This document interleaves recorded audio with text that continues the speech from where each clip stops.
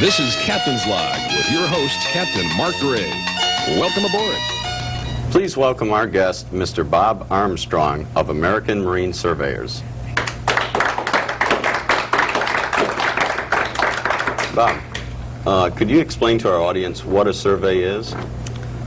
Well, there's many different kinds. You can get, by names, you would have like a condition evaluation, which would be done on almost all boats. And then within that category, you have whether you're a buyer survey, a seller survey, appraisal, donation. But for the people that don't even know what the word survey means, a guy that never went on a boat in his life, and he just bought one, and he got a 40-foot yacht for $1,100, right?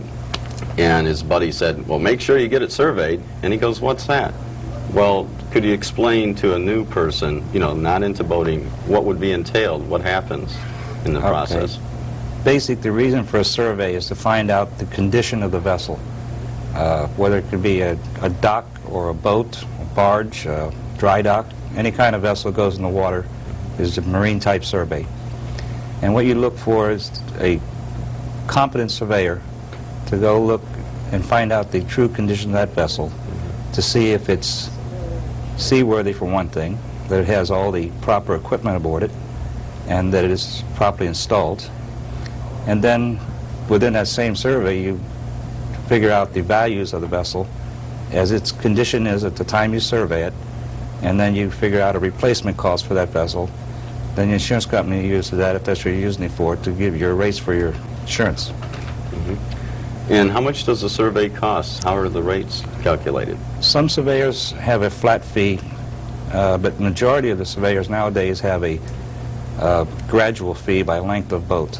So many dollars a foot you charge. What, would that be like $500 a foot? No, no. In this area right here, like our rates run up to 30 feet, it's about $4.25 a foot, and then it jumps 25 cents a foot every 10 to 15 feet. And I understand that you have a difference between market value and replacement value. Could you explain that?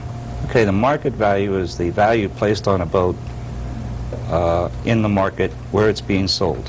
In other words, if someone is wanting to buy that boat, you try to find out what the boat of that style, as equipped as it is, how much it's worth in the market, say in Ventura or Southern California. And then the replacement value is how much it would cost to replace that boat if it was totally lost with its equipment, and then how it was in that area. But I understand, like, we have a boat that's market value is about $10,000, say, and the replacement value is usually around like $35,000. It's quite a bit higher. But the insurance company, it seems, will not insure it for plus or minus 10% of the market value. So actually, even though it has a replacement value of $35,000, you couldn't really insure it for that. Is that correct? Well, some insurance companies have a little higher rates they can go with. Others don't. It's a scale that each company uses to figure out their rates.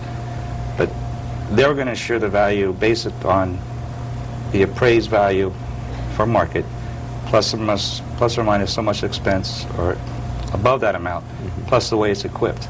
And you can change it by lot by putting equipment on there and change the value of the boat. Oh, and then bring it up, but it's actual money equipment that you put in. Right. So just because someone sees, hey, this boat has a replacement of $50,000, and I only paid $10,000, they shouldn't be encouraged to go out and sink the boat and try to collect $50,000, right? The replacement value is based on a new boat rather than a 1977 model. See? So there's a big variation in prices. Could you tell us and our viewers just what goes into the training of a surveyor, how one becomes a surveyor, and if there's a licensing process, things of that sort? Well, the training is based on experience. There's no schools or anything to go to be a surveyor. There are some around that say that they will teach you and get you a job, but most times you don't get that job. You just get the training. But it's good to work in a shipyard to repair, some military experience, sailing or being on vessels, building, working with building industry, building vessels. And then some companies will take a person fresh and train them by themselves in their own survey company. And after that 2 or 3 years, they'll let you try to survey and see if you learned anything. So actually, if there's no licensing, someone could go out and say, sure, I know what a halyard is, I'll survey your boat and write down a value and stuff.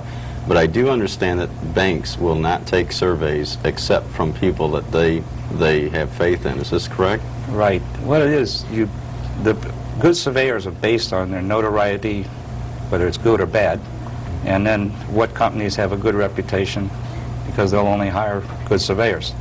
And there is another way. If you've been surveying for a while, you can take an exam from the National Association of Marine Surveyors, and that gives you a certification number, and that's what type of vessels you're qualified to survey through their organization.